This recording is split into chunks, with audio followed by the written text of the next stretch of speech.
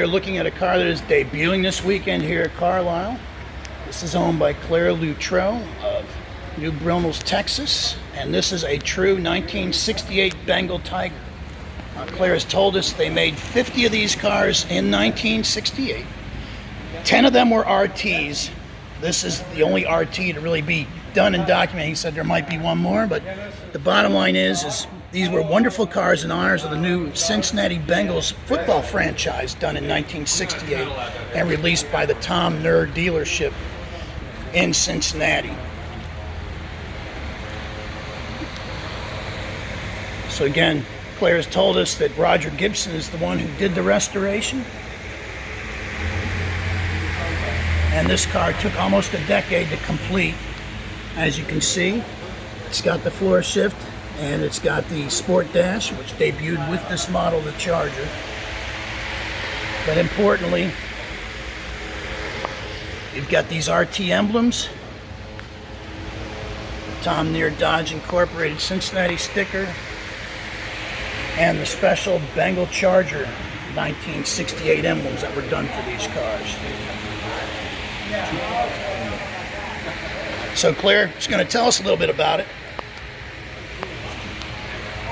It's got 2 fender tags? Yeah, two fender tags. Okay, cool.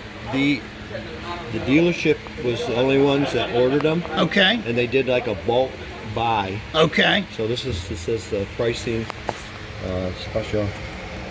So that's a special tag that was done just for this model? Well, I think it was because of the bulk purchase. Their ship sat down and ordered all 50. Okay. So they optioned them all out. Yes, they did. And you were saying to me that there's 2 318s known. There's one 383 car known, which is the car I wrote up for Mecum Auctions some years ago. And then this 440 RT and perhaps another 440 RT that's up in Michigan. Yes. Okay. Yeah, this one's the documented one. And then there's one in Detroit that's got tucked away waiting for a guy to retire. Okay. And then he wants to start a restoration on that one. So tell us a little bit about finding the car itself. You were saying you found out about it through who? Well, I was going to Kentucky on vacation, and I asked my brother-in-law if he'd see if there was any old Mopars in that area. Okay. And he said, well, there's this one. He said, it's orange. It's got these little Bengal emblems in the back window and these emblems on the fenders. And I said, well, what kid put them on there? Right, I right. never heard of Bengal. Sure. So when I come up upon the car, I thought, well, what's going on? And I looked at the tag, and it's 999. I mean, somebody approached Chrysler and said, hey, you want custom paint code? Yeah. Right. Then it's like, oh, the light bulb came on. Right. So there's something weird about this deal. Right, so but at that point, you still didn't know about the Bengal Tiger packaging. No. So my familiarity with it came from Tom Shaw, did a 2-page story in Muscle Car Review sometime in the late 1980s. Okay. And he did it on a Bengal Charger that had showed up at that point. Yes. He talked about it. Other than that, very, very little has been written, but I still recalled it because my first car was a 68 Charger when I was a kid. So you found the car in Kentucky, and it was in beautiful shape, right? Oh, yeah. They had put the Duke's wheels on it. Okay. Took the vinyl top off. Okay. And it hazard sets in a valley, and it was on one of the hills. So I was looking at the car and looking down at hazard, and so here they're behind this car hazard, looking like a Duke's car. The dudes of Hazard. Yeah. So I went and I got on a payphone back then, Yeah. and I called Gale and go, yeah, what's going on Right. with this Duke? He said, well, is it an RT? I said, yeah, it's an RT. He said, well, they made 50, 10 RTs. Okay. And so Galen had paperwork or understanding of these cars at that point. And what year was that? Do you remember what year it was? 93. Yeah. Okay. And then he said, but over 20 years, nobody ever knew what happened to the RTs. Wow. He said, you just found the only RT known to exist. Wow. So I'm like pulling plastic out. Doing whatever you can to get a pile of money together to buy this thing. Yeah, I was right there at Hazard, hitting the banks. I got the money and went up and bought it. Cool. Now tell me a little bit about the process of restoration. How long did you have it before you decided you were going to do this level of restoration? Was that the goal right away, or did you have it a few years? Well, when I started studying it, and it has the 1-year pearl interior. Right. And so it's a tricolor car. Right. You know, they thought all 50 was just orange and black. Okay. So when it's the 3 colors, I figured, okay, it deserves it.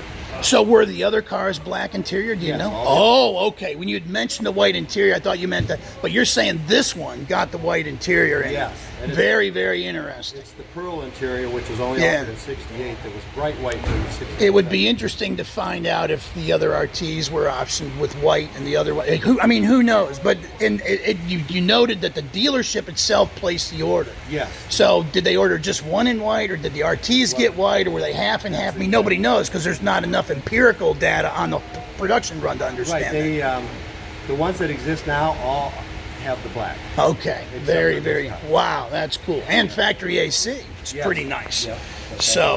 So anyway, so you decided right away you were going to go ahead and do a concours restoration on this Yeah. car. But- And so you began collecting parts for a 68 Charger, that's correct. which is always super easy to do. Oh yeah. I was in Maine, Louisiana, flying all over. Wherever they popped up, I had Yeah. to hit them, and Wow. I had to pay because Sure. it's 1 year only Yep. on some of the. And you tried to get as much NOS stuff. Yeah, Did you have to do anything with reproduction parts on it? Or is it pretty much all NOS? Yeah. Wow. And I talked to Roger Gibson about it. Okay. And he said I have to be put on his waiting list. Right. So, of course, I have kids in college and all. So, got that going on, and rounding up parts all those years, and then it took 4 years on his list to get in. And Okay. He's had the car 8 years. And, Wow. And yeah, I just picked it up last Monday. That's awesome. On your way here, you picked the car up. Yeah. So, well, what has been the response since you got it on display here this Yeah, weekend? it's been a crowd around it all weekend. Yeah.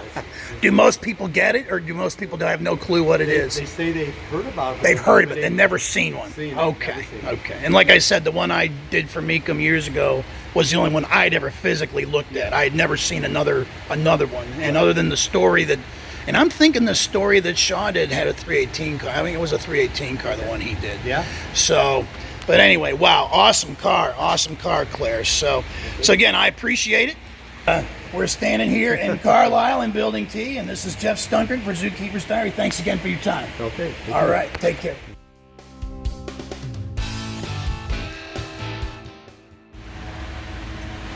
All right, this is Geoff Stunkard of Zookeeper's Diary. We're in the high-impact paint area of the Building T at Carlisle, and we had Claire Luttrell's just delivered, Roger Gibson restored, 1968 Bengal Tiger. Now, Claire told us this is one of 50 built that year. This was in honor of the Cincinnati Bengals football team. And he's had the car for 30 years, and Gibson spent almost a decade on the restoration. Tons of NOS parts, including sheet metal on this car. It came out of Hazard, Kentucky. The gentleman who owned it at that time were pretending to be the Dukes of Hazard, so he had his work cut out for him. But again, the car is here in the bright morning light at Carlisle. And the very cool pearlescent white interior, which was a 1 year only interior color. But the Bengal Charger, perhaps one of the most unique of the 1968 models. And this car is making its debut here at Carlisle this year.